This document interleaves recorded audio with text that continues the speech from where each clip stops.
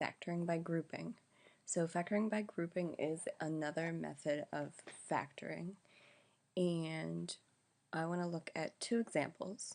So 5x to the third plus 10x squared plus 3x plus 6.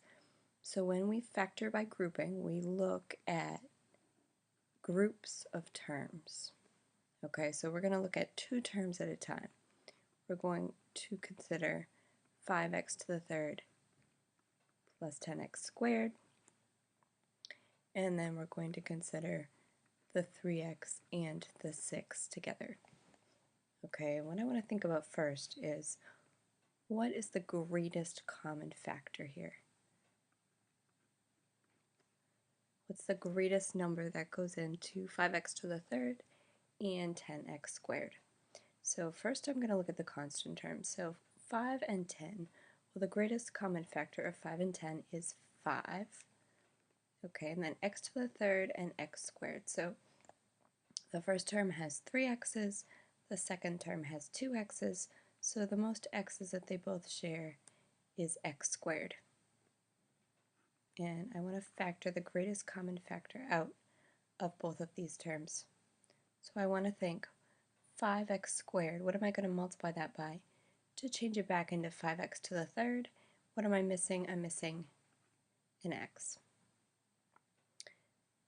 10x to the squared. So I have 5x squared. What am I going to multiply 5x squared by to turn it back into 10x squared? I have the x squared term in both. So I don't need to multiply by an x. I just need to multiply by 2. Okay, and if I were to distribute this, I would get back what I started with. Then I want to look at the last two terms. So 3x and 6. What is the greatest common factor of these two?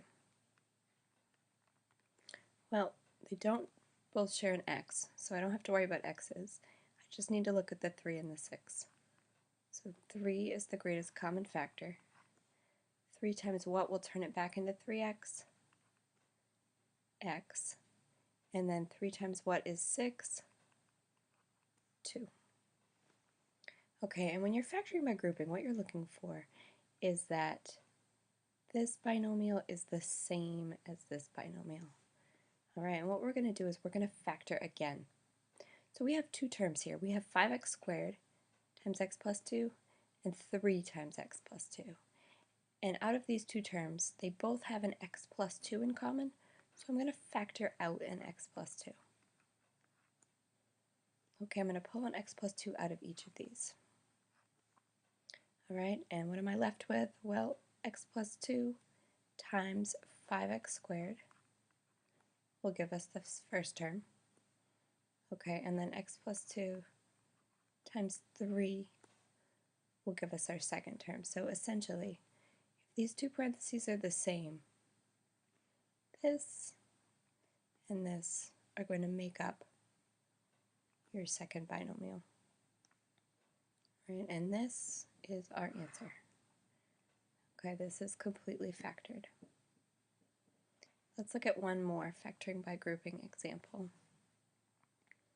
Okay, so again, we're going to split this up into two groups. This group and this group. Alright, so I'm looking for the greatest common factor here. So 8 and 2, the greatest common factor there is 2, and then this term has 3 x's and this term has 2 x's, so the greatest that they both share is 2 x's. Alright, and then I want to think, okay, what would I multiply 2x squared by to turn it into 8x to the third? I need to multiply by 4 and one more x. And then 2x squared, what would I multiply by to turn into 2x squared? Well, I would just multiply by 1. You want to make sure you have the same number of terms here that you start with, because when you distribute, you want to be able to get back to where you started. So you want to make sure you don't lose that 1. Okay, now when when both of your terms are negative, you want to make sure you factor out a negative sign, because we're going to want these two parentheses to be the same. So, and this one doesn't have any negative signs, so we don't want this one to have any negative signs either. Okay, so 12x and 3. Well, the greatest common factor there is 3. Okay, and then I want to think to myself, negative 3 times what would give me negative 12x? And negative 3 times what would give me negative 3? Positive 1.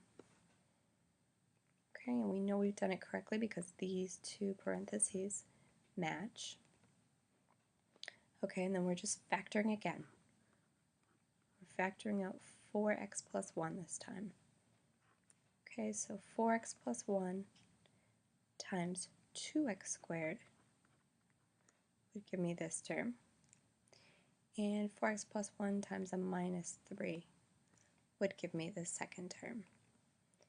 Right, and again, if we want to check it to make sure we did it correctly, you just want to multiply it out and make sure we get all the terms that we started with.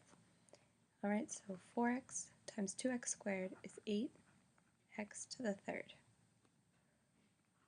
4x times a minus 3 is minus 12x. And then 1 times 2x squared and 1 times a minus 3. Okay, so our terms are in a different order, but we have all the terms that we started with. So we know that this checked correctly.